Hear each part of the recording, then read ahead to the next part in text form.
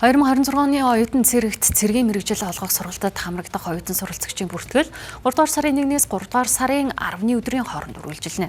Оюутан цэрэгт хэлсэвсэлтэй оюутны дөнгөний голч 2.8 ба түүнээс дээш байх мөн зөвхөн 1-р дамжааны оюутнууд хамрагддаг байсан бол 2025 онд Батлан хамгааллын яамнаас журамд өөрчлөлт оруулснаар 2 болон 3 дугаар дамжааны оюутнууд хамрагдах боломжтой болсон юм а.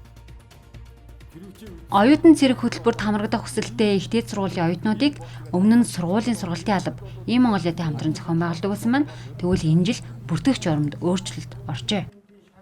Энэ жилийн хувьд оюутан цэрэг цэргийн мэргэжил олох сургалтыг бид нар шинжлэгдсэн журмын дагуу 3 дугаар сарын 1-ээс 10-ны өдрүүдэд бүртгэлийг Монголиа портал системээр зохион байгуулахаар энэ бэлтгэл ажлыг хангаад дууссан байна.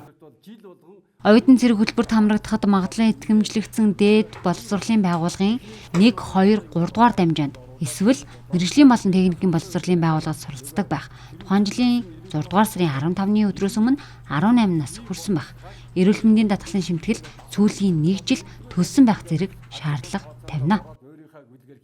Одоо оюутан цэрэгт орох гэж бэлтгэж байгаа улсууд нэгдүгээр нь сэтгэл зүйн үед өөрийгөө бэлтгэх хэрэгтэй. Хоёрдугаар нь бидний нэг тавьж байгаа зорилго бол энэ залуучуудыг эрүүлжүүлэх юм үйл ажиллагаа давхар удаа хийж байгаа. 2 удаа одоо эрүүл мэндийн үйлчлэгт оруулаад шаардлагатай одоо чухал улсуудыг бол цэргийн мэргэжлийн одоо төв эмнэлэг бол шууд эмнэлэгт хийлгээд одоо мессежл бусад үйлчлэгийг давхар үзүүлж байгаа.